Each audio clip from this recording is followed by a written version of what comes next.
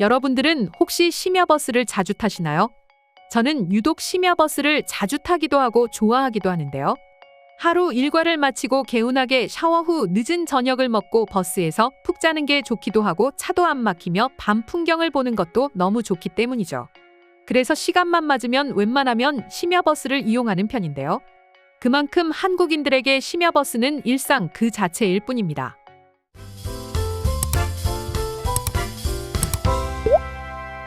심야버스의 경우 어느 나라를 가더라도 존재하고는 있지만 한국과는 상황이 많이 다른 경우가 많습니다. 특히 유럽의 경우 더더욱 그러한데요. 한국의 경우 도시에서 도시를 이동할 때 심야버스를 자주 이용하지만 유럽의 경우 도시와 도시보다는 국경을 이동해야 하는 경우에 심야버스를 이용하는 경우가 대부분이라고 할 수 있죠. 때문에 한국을 처음 여행 온 외국인들은 심야버스만 타도 서울에서 부산까지 편하고 안전하게 갈 수 있다는 점을 그렇게 극찬한다고 합니다. 숙박비와 시간 모든 걸 아끼며 서울뿐만 아니라 한국의 아름다운 모든 곳들을 경험할 수 있으니 말이죠. 게다가 서울에서 부산까지 버스 요금은 비싸도 4에서 5만 원밖에 하지 않는다는 사실에 더욱 놀란다고 합니다. 여기에 더해 유럽인들은 심야버스에서 한국인들이 하는 행동을 보고 처음에는 그렇게나 기겁한다고 하는데요. 그건 바로 대부분의 한국인들이 숙면을 취하고 있기 때문입니다. 목베개와 안대를 쓰고 이어폰까지 꽂은 채로 말이죠. 게다가 휴게소에 도착해도 일어나지 않고 잠을 자고 있으니 유럽인들 입장에서는 충격을 받을 수밖에 없다고 합니다. 과거 영상에서 소개해드렸던 것처럼 유럽의 경우 버스 지하는 끔찍할 정도로 최악이기 때문이죠. 특히 심야버스는 모든 절도범들의 표적이 될 정도로 위험하다고 하는데요. 때문에 유럽에서 심야버스를 타게 되면 휴게소를 들릴 때마다 주기적으로 자신의 집이 안전한지 확인하는 게 필수라고 합니다. 그리고 귀중품 진칸이 아닌 무조건 좌석에 가지고 타야 한다고 하죠. 그럼에도 불구하고 휴게소에서 그냥 버스 안에 들어와 기증품을 훔쳐 달아나는 경우도 허다하게 발생하고 있었습니다. 이런 생활이 일상이었던 유럽인들 입장에서는 그냥 버스 짐칸에 모든 짐을 넣어두고 휴게소에서도 숙면을 취하고 있는 한국인들을 보고 있으면 기겁할 수밖에 없었던 것이죠. 또한 버스와는 별개로 기본적인 도시의 치안 역시 유럽인들이 심야버스를 꺼리는 이유 중 하나라고 합니다. 심야버스를 타게 되면 아무래도 도착 지역에 새벽이나 이른 아침에 도착할 수밖에 없는데요. 안전하게 버스에서 내렸다고 해도 유럽의 경우 아침 일찍 문을 여는 가게들이 거의 없고 새벽 치안 역시 좋지 않기에 또다시 긴장을 늦출 수 없는 것이죠. 하지만 한국은 아무리 새벽에 도착해도 주변에 24시간 음식점들과 편의점 그리고 택시들이 넘쳐나고 있으니 이런 신세계가 있나 싶은 생각이 든다고 합니다. 그리고 또 하나 유럽 여행객들이 한국의 심야버스 시스템을 보고 극찬하는 한 가지가 있다고 하는데요.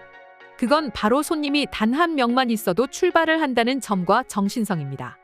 일단 한국에서는 손님이 단 한 명밖에 없더라도 출발 시간이 되면 무조건 출발합니다. 정시율을 매우 중요시하는 한국이고 또 체계적으로 운영을 해야 하기에 손님이 한 명이라도 탄다면 무조건 출발을 하는 게 한국인들 입장에서는 너무나 당연한 사실입니다. 그래야 다음 버스가 순서에 맞게 이동할 수도 있죠. 하지만 유럽은 그렇지 않았습니다. 버스가 제 시간에 오지 않는 것은 너무나 흔한 일이라 놀라울 것도 없지만 심야버스라면 아예 버스가 오지 않는 경우도 있다는데요. 표를 구매한 인원수를 보고 사람이 적으면 사전 예고도 없이 그냥 승합차 같은 작은 버스나 봉고차를 보내버리는 경우도 있었습니다. 가격은 동일한데 말이죠. 그렇다고 별다른 환불 절차가 있는 것도 아닙니다. 하지만 심야 시간대의 경우 해당 버스 말고는 다른 대안이 잘 없기에 울며 겨자 먹기로 버스를 타야 하는데요. 결국 또는 똑같은 가격을 내면서 불편하기 짝이 없는 승합차를 타고 수십 시간을 이동하게 되는 것이죠. 한국에서는 정말 상상도 할 수 없는 모습입니다. 그렇게 우여곡절 끝에 버스를 타면 끝이냐 그것도 아닙니다. 오히려 이제부터가 시작인데요. 한국이었으면 상상조차 할 수 없는 변수를 견뎌내야 합니다. 한 여행객의 말에 따르면 9번의 버스 여행 중 무려 5번이나 사건 사고가 일어났다고 자신의 후기를 남기기도 했었죠. 무엇보다 한국과 유럽의 가장 큰 차이는 결국 편의성입니다. 심야버스는 결국 장거리를 위한 버스입니다. 때문에 기나 긴 이동 시간 동안 자리가 편해야 그나마 체력을 아끼며 이동할 수 있죠. 그렇지 않고 여행이 시작되기도 전에 지쳐버리는 불상사가 발생하게 되는데요. 그래서 한국에서 보통 장거리 버스를 탈 때 우등버스를 예약하곤 합니다.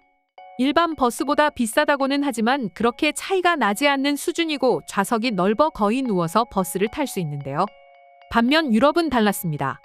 물론 유럽에도 한국의 우등버스와 같은 시스템이 없는 건 아니지만 가격이 말도 안 되게 비쌉니다. 자칫하면 교통비로 여행 비용을 모두 날릴 수 있기에 대부분의 여행객들이 일반 버스를 이용하는데요. 좌석이 너무 좁고 불편한데 하루 종일 버스에 타고 있으니 어깨며 다리며 안 쑤시는 데가 없는 것이죠. 때문에 유럽 여행 시 버스를 이용하는 건 체력이 좋지 않거나 힘든 여행에 익숙지 않은 사람들에게는 절대로 추천하지 않는다고 합니다. 어찌 보면 사소할 수도 있지만 이런 편리함 하나하나가 쌓여 많은 외국인들이 한국으로 몰려오는 게 아닐까 싶은데요. 그럼 지금부터 유럽과 비교되는 한국의 심야버스 시스템을 보고 외국인들은 어떤 반응을 보여주고 있는지 자세히 소개해드리도록 하겠습니다. 유럽의 버스는 기본적인 기능도 못하는 버스가 많은데 한국과 같은 서비스는 기대도 안 해. 제 시간에 오기만 해도 바랄 게 없을 것 같다. 유럽의 버스들은 1시간 지연 거의 기본이니까 아마 한국인들이었으면 시위가 일어났을 수도 있어 더 화나는 게 혹시라도 제 시간에 버스가 올 수도 있어서 일단은 무조건 시간에 맞춰서 터미널까지 가야 한다는 거죠. 어차피 늦게 올 텐데 말이에요. 가이드 책자에는 영국 버스는 콘센트와 와이파이가 지원된다고 적혀 있는데 아직까지 한 번도 와이파이가 되는 버스를 본 적이 없다. 근데 한국은 그냥 서울에서 시내버스를 탔는데도 와이파이가 되더라고. 내가 한국에 가서 제일 신기했던 점이 정말 어딜 가나 와이파이가 무료로 구비되어 있다는 점이었어. 서울은 장거리 심야버스만 좋은 게 아니라 기본적인 시내버스도 심야에 운영하는데 이건 역시 환상적이야. 덕분에 늦은 시간까지 관광을 즐길 수 있었어.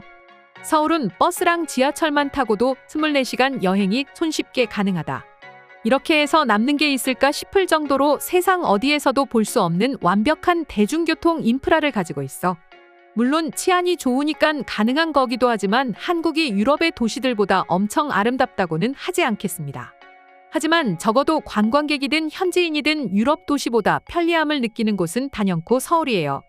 한국의 대중교통은 확실히 삶의 질을 높여준다고 생각해요. 무엇보다 시간을 굉장히 아낄 수 있다는 점이 가장 좋습니다. 한국에 한 달만 살아도 유럽에 살면서 너무 많은 것들을 감수하면서 살았다는 것을 깨닫게 됩니다. 유럽에서는 웬만하면 그냥 비행기를 타세요. 버스를 탔다가 시간과 기증품 모든 걸 잃을 수 있습니다. 한국의 버스를 생각하면 안 됩니다. 무엇보다 한국 시내버스의 가격도 무시할 수 없다. 한국은 전체적인 버스 요금도 굉장히 저렴한데 유럽의 고급 버스보다 훨씬 좋아. 유럽은 아무리 비싼 버스를 타도 소매치기 때문에 불안해서 편하게 잘 수가 없습니다. 심야에 버스를 타면서 불안하지 않았던 적은 한국이 처음이었어. 보통 도착해서 내리면 주위가 아무것도 없어서 무서운데 한국은 주위에 열려있는 건물도 많고 위험한 사람도 보이지 않아서 좋았지. 이상으로 외국과 비교되는 한국의 심야버스 시스템에 대한 해외 반응 살펴보았습니다. 오늘도 끝까지 영상 시청해주셔서 감사드리며 여러분들의 구독과 좋아요는 영상 제작에 큰 힘이 됩니다.